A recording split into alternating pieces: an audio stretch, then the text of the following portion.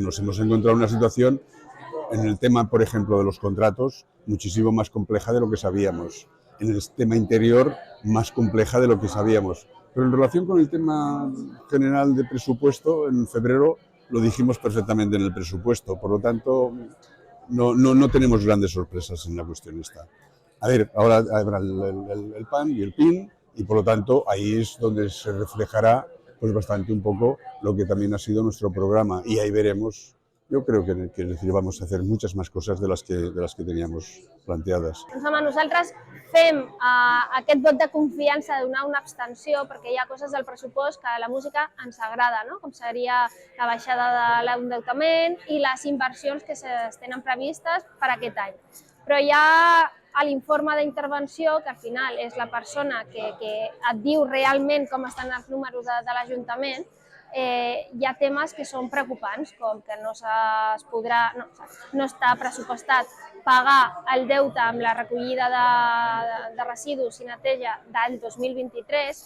Al capítol 1, clar, han previst una pujada, però serà més, i quan tinguem la llei de pressupostos generals de l'Estat serà més, anem restant, no?, amb el tema de despeses.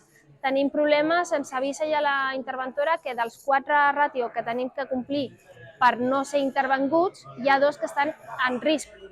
Clar, amb un pressupost, amb aquest tipus d'informe d'intervenció, que, insisteixo, és la persona que sap de números i és la responsable final de l'economia de l'Ajuntament, és molt agosserat votar a favor. Estem aprovant el pressupost com toca, no?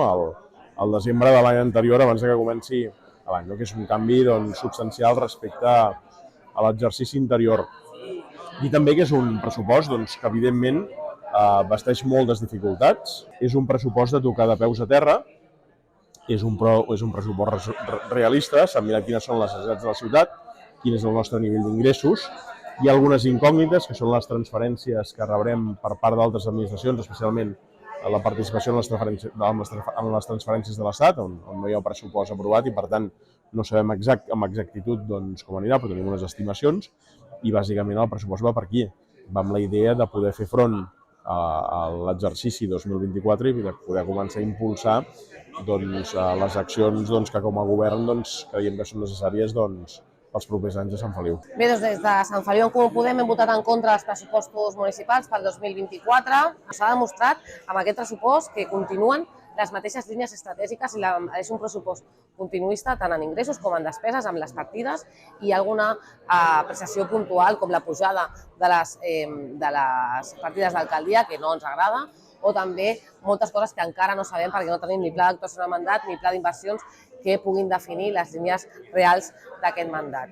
I sobretot hem votat en contra per un punt posterior, perquè renuncien al projecte de l'Escola d'Hoteleria a la nau de Can Bertran, un projecte estratègic no només per Sant Feliu sinó per tota la comarca, que també ha costat molt a aquesta ciutat i que el govern municipal renuncia completament. Un projecte que guanyava en educació, en un pilar de la igualtat de la nostra societat, guanyava en capitalitat, guanyava en sostenibilitat, en l'aproximació al parc agrari a quilòmetre zero, aquest canvi de l'Escola d'Hoteleria del Martí Dot a aquesta centralitat. Nosaltres hem votat en contra dels pressupostos bàsicament per 2 motius elementals. D'una banda, la manca de política.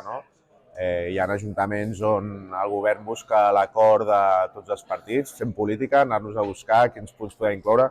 Nosaltres des d'Esquerra ja ho hem dit al ple, ens hem sentit totalment exclosos d'aquest procés polític. No em serveix l'argumentació que donava el primer tinent d'alcalde que hem convocat reunions. Està molt bé fer reunions, però nosaltres com a grup polític aspirem a alguna més, que se'ns inclogui en la negociació i la conversa, i això no ha passat. Senyal que no ens necessiten ni ens volen. I l'altre, que a dia d'avui, 5 mesos després d'iniciar el mandat, encara veiem una clara manca d'honestedat per part del govern en explicar el perquè de la situació. Ells, des del principi del mandat, ens estan acusant de fer-ho malament, d'una mala gestió en el mandat passat, i nosaltres, com està dient molts ajuntaments, hi ha un problema en els ajuntaments, un increment de la despesa molt gran i una manca d'ingressos molt gran que fa difícil quadrar els pressupostos i prestar a la ciutadania els serveis amb la qualitat que es mereixen. Per nosaltres aquesta és la mare dels ous. A ver, evidentemente tenemos unos presupuestos, como hemos dicho, adecuados a la situación económica que nos hemos encontrado. Lo que sí que hemos apostado mucho es por dotar aquellas plazas que no estaban dotadas, como la Guardia Urbana. Es decir, ahora mismo hemos dotado los 60 agentes, que en ese momento no existían como tales, y lo hemos dotado. Hemos dotado una nueva figura en recursos humanos para poder dar formación a todos los equipos. Hemos hecho un plan de inversiones ajustado a la realidad también que se puede aplicar, porque ¿qué sucede? Hasta ahora el equipo de gobierno anterior lo que hacía era pedir un crédito y no ejecutar nada. Y este año lo que hemos dicho, no, hagamos una cosa, no pidamos un crédito, pidamos lo mínimo imprescindible y conseguir aplicar, invertir en aquellas cosas que se van a hacer realmente. La Plaza de la Salud, en Claveguarán, vamos a intentar renovar parte del Claveguarán de la ciudad, vamos a intentar polígonos industriales, en la escuela Bressol Fábregas vamos a climatizarla. Y queremos ser coherentes e intentar ajustarnos sabiendo que la situación que tenemos es muy complicada.